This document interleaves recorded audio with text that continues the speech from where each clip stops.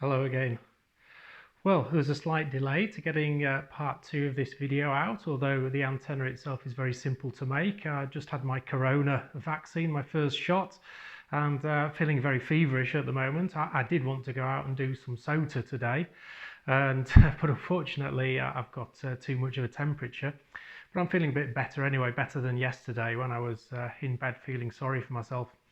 So I thought I could crack on with part 2 of this video and show you how far I've got. I've now finished the T-piece where all the ferrites are going to go, and if the holes are too small, what I'll do is I'll just file them out with a needle file. I find that safer than actually drilling with too large a drill bit.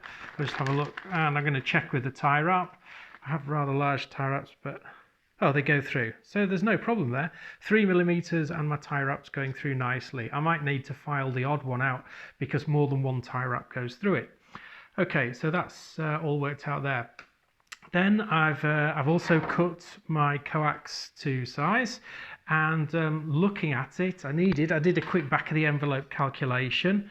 For an antenna on 60 meters, I will need 5.475 meters of coax, going from here stretching to the other end of the coax out of sight.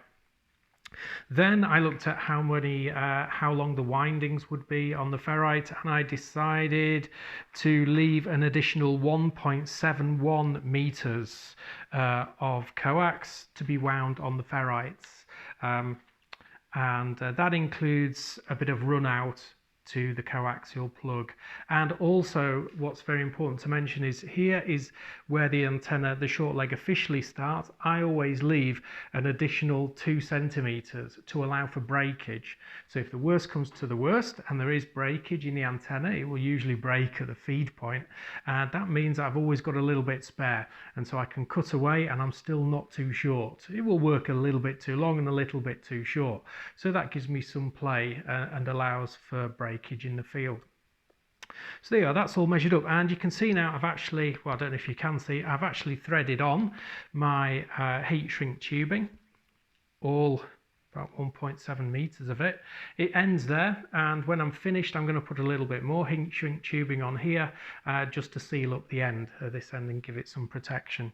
It's not very easy getting such a long length of heat shrink tubing over this coax.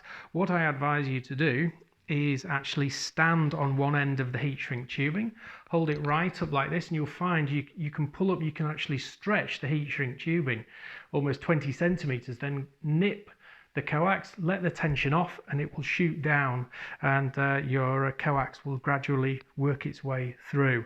Once it's come out the other end, it's very easy to slide it up and down. But until then, yeah, it's a bit of a fiddle. There's no need for oil or anything like water. It goes through, but it just takes patience. So there you go, that's through. Well, the next step is obviously winding it onto, no, sorry, what am I saying? The next step is obviously to get either a camp stove or a heat gun and shrink the tubing. I'm not going to film that, it's obviously very obvious what will happen, but one thing to bear in mind is that you must work your way along very, very slowly. Make sure that it's shrunk perfectly before you go further. If you go too far and you shrink this bit and this bit, then obviously you're going to have an air bubble here. Yeah, and you need to avoid air bubbles, so it takes very slow, patient work along here, because there's a lot of heat shrink tubing here to be shrunk. You work your way along right to the end, and when that's done, I'm going to thread it onto my ferrites and then use tie wraps to fix those onto the T-piece. So the next time you see it, we'll have this all heat shrunk, wound on the ferrites, and then clipped onto here, and we'll have a look at the next, or the final stage. Okay, so see you in a few minutes. Okay, most of the work involved in this antenna is now done. I've got the coax wound around the ferrites. I got about 18 on the big ferrite and 14 on the small. Remember, you need to get as many windings as possible on each ferrite. Double the windings quadruples the impedance, and getting the maximum amount of impedance for these ferrites is obviously very important for the function of the antenna. But what it is useful to have a look at is here, the actual feed point of the antenna. Remember, this is called an end connected Windom, not an end fed Windom. This, where the current balun is not the feed point. The feed point is here, where there is a break in the coax braid.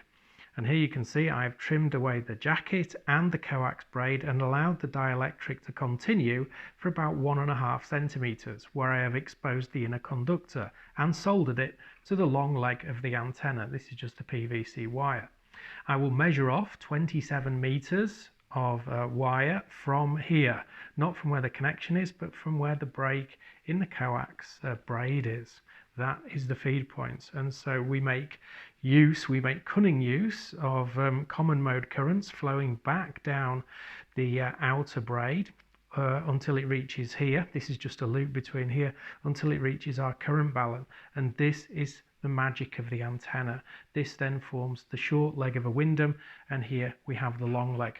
When I have measured off my 27 meters of wire, I'll simply slide up the adhesive lined heat shrink, heat it up, and of course that will provide some strain relief between the two ends of the antenna. As you can see, that is incredibly small and would never hold in the field.